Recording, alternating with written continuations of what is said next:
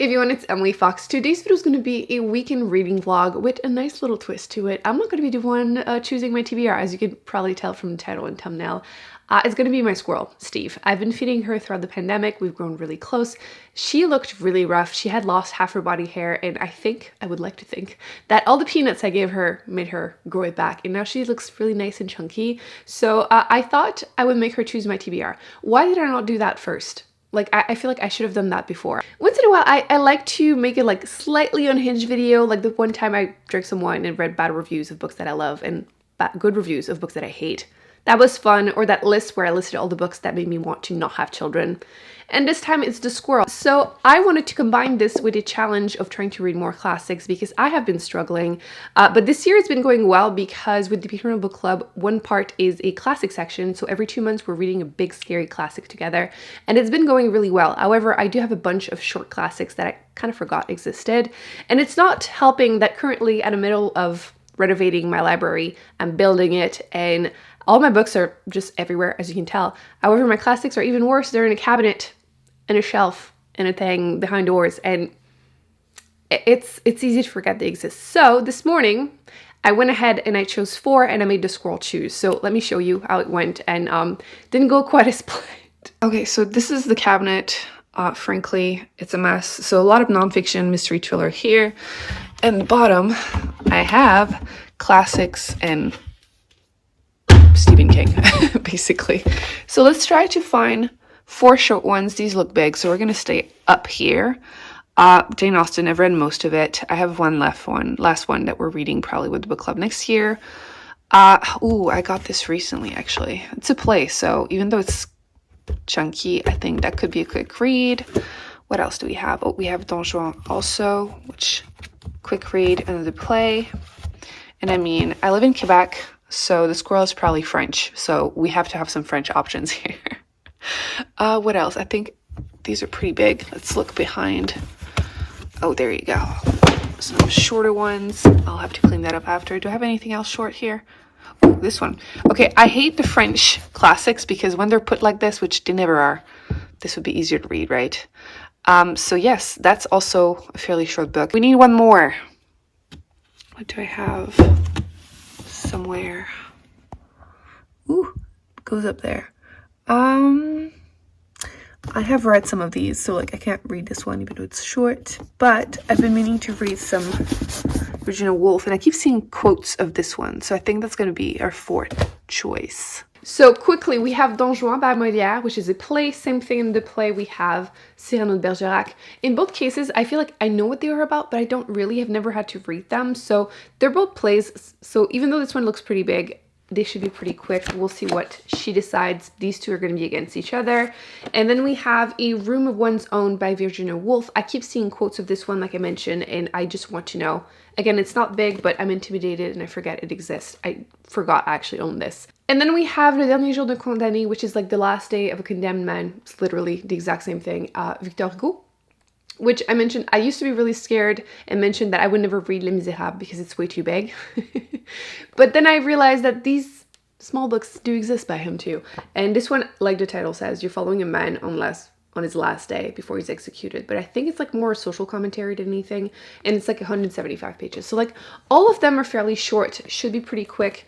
And I want to keep this like a weekend vlog. So let me show you how it went this morning. You can see her right there. Hopefully she's not going to attack my books. I don't know if it's her, actually. I think so. Some of the other ones have some brown, and she has some white in her fur. She's scared of the bugs. I'm gonna push the peanuts further.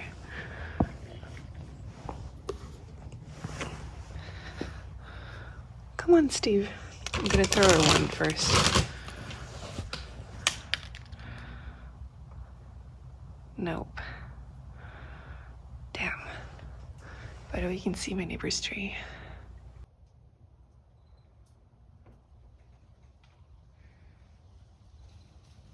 It's 7 degrees Celsius. That squirrel is better hurry up because I'm getting cold. She really doesn't like the bugs. Maybe I should close the door and see if she goes for it, but I want to film her.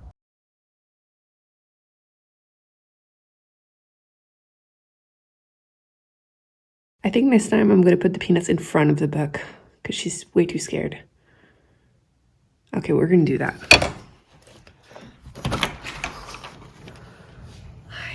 She's now on the... Oh, there's two. Okay. We're going to move the peanuts in front of the book, which is probably safer for the book too. Okay. Now there's two squirrels, so things are going to get hectic. Or is it Steve? Oh, maybe this is Steve. I don't know. There you go. Dangereux. That's it. Oh, my second choice. Maybe if I rush, I can put the other books going after the other one.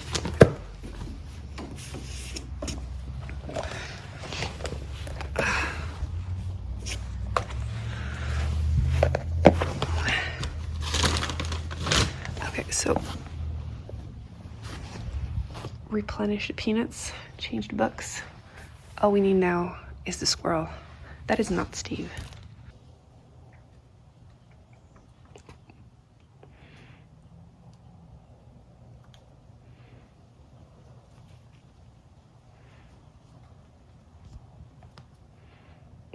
Are you changing your mind? So as you saw, the squirrels were terrified of the books. I don't know why, but Steve arrived, saved the day, just went for that peanut, and she chose the first book, which is Dangereux. So this one, like I said, it's a play, and it's around 160 pages. So I'm pretty sure I can read all of that today. And then Steve went for another French book. Again, not surprising. She's a French-Canadian squirrel. And we chose the Victor Hugo book. So these are the two books I will be reading this weekend. Wish me luck. I'm hoping that this will put me back in the mood of classics. I feel like back to school time, fall, and classics do go well together. So let's do this. Honestly, even though we struggle a little bit, this was a lot of fun. Let me know if you want to see that again in the comment section or thumbs up the video or something, and I'll know that it's popular. Because I have only a little bit more time before the winter, because I don't think I'm going to be able to put my books outside in the snow, but we have a few more weeks. So I started the play, and I wanted to update you quickly. I am not someone that's ashamed to mention when I feel dumb. I feel like there's no shame to it. I do have a minor in French literature, so it's not like I can't, read this without understanding it.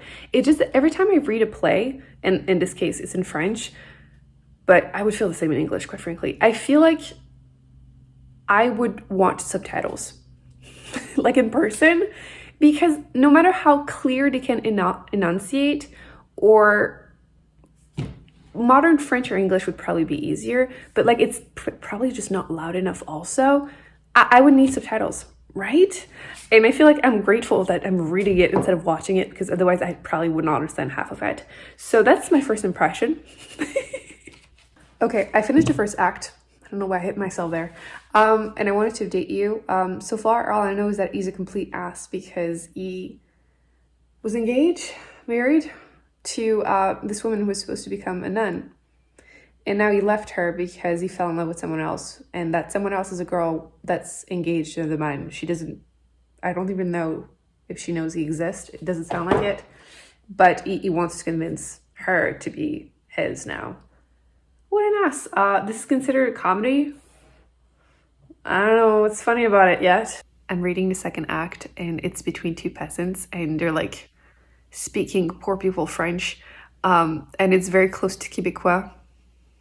It's very easy to understand for me, which I will deny this. If there's a French person watching, I will deny this forever, but it's easy to understand. So as funny as it is for me to be able to understand easily the pronunciation, what did they say? Prononciation paysanne, the peasant speech, whatever. It feels a bit snubby. And by a bit, I mean a lot. Like, they think this is funny. Honestly, I'm much further. I'm going through it pretty fast. I mean, it is a play. And at this point already, I'm at page 69. I'm already ready to add him to my list of characters I hate. I hate him, straight up. It's not funny. Like, it's a comedy, but it's not funny, because now that he tried to go for the other woman, fell in the water, peasant had to save him, and now he's in love with a peasant who was engaged to another peasant, and he's telling her all this crap, telling her that, like, oh, you're too good to be married to a peasant, blah, blah, blah, like, I'll marry you. And like, at least at first, she's calling him out, telling him that like she doesn't trust, you know, his words and stuff. I'm sure she will change her mind but like, he's ruining everyone's life and he doesn't care because it doesn't affect him. He can keep going. Hopefully he's gonna suffer the consequences soon, but he's officially already added to my list of most hated characters. Okay, so I'm still reading and I'm just fascinated by how some of the French hasn't changed in like years. This was published, I think it said 1600s. And like, now he's fighting the guy who was engaged to the peasant lady, Charlotte. And like the peasant is like, j'aime mieux te voir crever que te voir à un autre. Which is like casual French, but basically means I would rather see you dead than be someone else. But like, people still say that crever, like dead or dying, whatever. It's just so weird to me. That sounds so like casual French. Look who's here. Hi, girlie.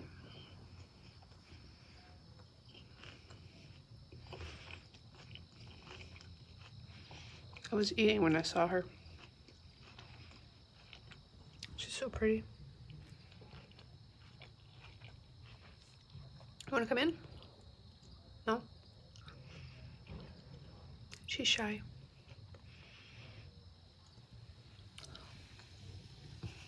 She's curious when I get closer. Oh, can you smell the food? No. Oh. She's so skittish. As soon as you move faster, she runs away. Oh my god, she's so cute. Okay, so I finished a book. I wanted to talk about it. It's still the same day, by the way. I'm just wearing different clothes because I filmed tomorrow's video, so. And it's frankly too cold for me to change. I'm stubborn and refuse to turn on the heat, so. It's September, come on. The ending was nothing like I expected. I had no expectation, to be honest, because I didn't know at all what it was. I just feel like over time, I don't know if it's just me, but I feel like Don Juan in general just has this image of like being F-boy, but like kind of in a silly way, like not serious way. And I feel like in the play, it's very obvious that he's a complete piece of poo. Like he's ruining every woman's life that he's meeting. Like he's always falling in love, marrying them, and then next one. Crazy. Anyway, I'll put in the spoiler section, comment section, the ending. But the ending kind of confuses me. Like I understand it because I Googled it and like, okay. But like, it feels very like a sermon. Because the main character is an atheist. So it feels very religious for an ending. But it was fine. Now I know, but can't say it was a favorite. But I just didn't realize how much of a piece of poo he was. Like so many moments that I'm like appalled by his behavior. So one down, one to go. Hopefully Steve the Squirrel chose a good second book. Time for an update. I'm about 100 pages into the book. And so far it's fine. I just have to say the first 440 pages, it's kind of a weird play where the characters are talking about the book and like implying that the author is weird for writing a book about this topic. I'm assuming it was quite controversial, which fine. But in the little notes at the bottom of the page, they were saying how like this was only added like in the 3rd edition. So like, why? Like he was facing backlash. He decided to mock himself so people can do it for him. I don't know. It happened. So you follow this man who, like I mentioned, I don't think we're going to learn what he's done exactly, or who he is really. But I'm assuming he's part of the bourgeoisie because of his attitude about everything. Quite frankly, he's very snobbish and it's kind of hard to feel bad for him. There's this big paragraph at page 50 in my edition where he's basically making fun of people for like expressions. Like he's fascinated by poor people's language. And 2 books in a row, 2 French books in a row that remind me how snobbish French people can be about language. Not every French person, I know.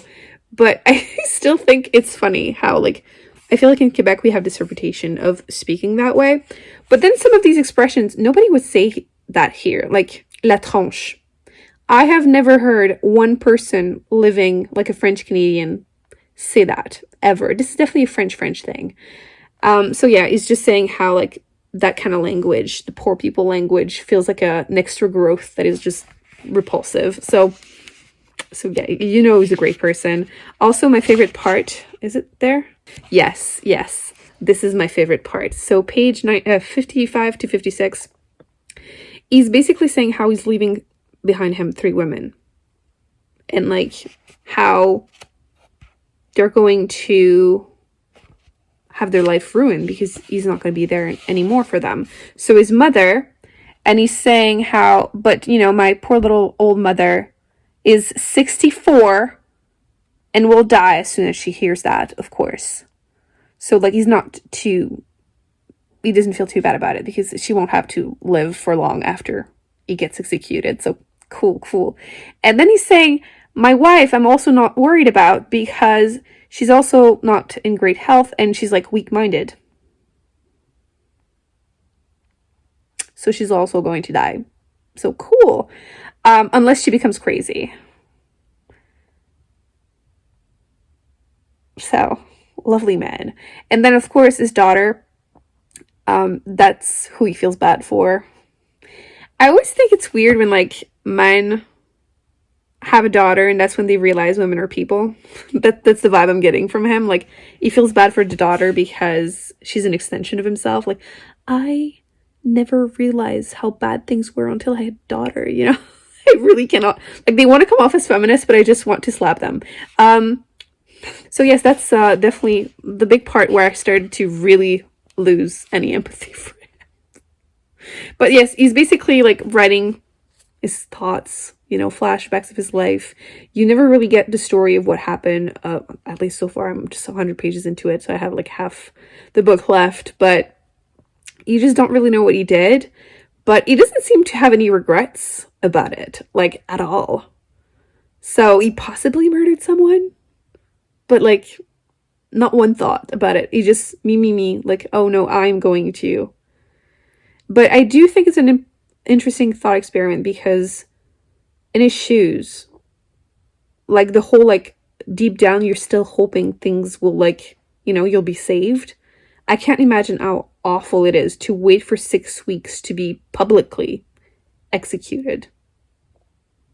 I can't imagine.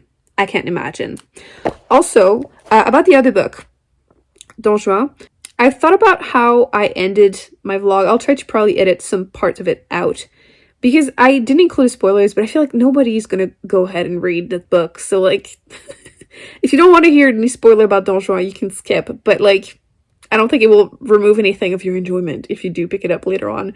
So what I thought was weird is that at the end, he goes to visit the plot, whatever, of the men that he murdered before the whole book. So probably one of the men that he sold the wife of or something. And he goes there and then the statue moves and basically, like, agrees to go meet him for dinner the next day or something. And then the statue does show up.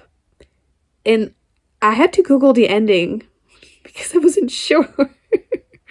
And essentially the statue brings him to hell. And that's what I meant by, like, the judgy religious side, because that man is an atheist and obviously he's ruining everyone's life constantly. But it's mostly implied that he's going to hell. So I don't know. It's a weird ending that I just had no idea was coming. Because again, I feel like I knew the character Don Juan, but not the story. So yeah, I have 75-ish more pages to go. I'll update you, and we'll see. I still kind of want to know what he did, though. I just finished the book, and I wanted to update you. Turns out I was wrong. I thought it had 175 pages, but no, it stops at like 140. So I was almost done last time when I updated you. This is a fun, interesting, let's go with that instead, thought experiment, in my opinion. I think that at the time this was probably quite controversial, quite groundbreaking, which is kind of what the play in the beginning implies. However, I kind of struggle to feel bad for that man at times because I don't think you're supposed to 100% feel bad for him. But there's another section, page 126, where he's like being visited by his daughter, who's like a toddler. She's like 3. And he's asking, where's my wife? Where's my mother? And they're basically saying, oh, your mother and wife are sick. And he's like, oh, that's good. Because that's what he expects of them dying tragically. So, you know, his whole life is more tragic. And like, I cannot stand him. So it's very hard to have much empathy. And he has 14 more pages to live. I don't know. Again, interesting thought experiment. Obviously, it's quite old, so I don't think things would be quite the same nowadays, but humiliation too. Because like you're dying in front of everyone and like it's cold and rainy that day. Can you imagine? Like, it's not only awful, but it's kind of embarrassing too. Not sure what it says about me that I'm thinking this would be embarrassing, be condemned to death publicly, but it would be. I'm sure some of you would agree. It would 100%. They cut his hair like roughly. Like, can you imagine? Embarrassing. Anyway, this was an interesting vlog. I feel like these two classics, it would have taken me years to pick up if it weren't for Steve choosing them. Like we knew, she's a French-Canadian squirrel. She chose 2 French books, although 3 out of 4 were French. Still. She did hesitate a little bit about Virginia Woolf, so maybe she's deep down a feminist. We'll figure it out in the future if she is by other options, if you're interested. Let me know in the comment section because I'm definitely willing to do more. I'm not sure how I'm going to do that during the winter. Maybe if I put the books on something and then put the peanuts in front because clearly I can't put them on the books. They're terrifying. If you had read these two, let me know your thoughts because while they're not favorites, both of them, did I give rating? This is probably like a 3.5. I overall enjoyed them anyway. I'm glad I read them, now I know. And I'm not terrified of Hugo's writing anymore, so there's that. But they're not favorites. You know, when I do a video about my favorite classics, would you like to see that? Let me know. I can definitely do that. These two won't be there. They won't be there, but not surprising. It's rare for me that really short books make it to my favorites. Except like Becky Chambers. Anyway, I hope you enjoyed this vlog. I will be putting more on the screen because I have 2 of the vlogs that I did this month that I had books that became all-time favorites. So I had some great books this month, just not this time. I didn't give Steve the right options. It's probably on me. If you would like to see more videos like this, thumbs up, let me know in the comment section, subscribe, and I will see you in an upcoming video very soon. I've been reading so much French that like my brain is like French mode right now. So I will go back to reading what I was reading beforehand. Sense and Sensibility. I think this will be a favorite.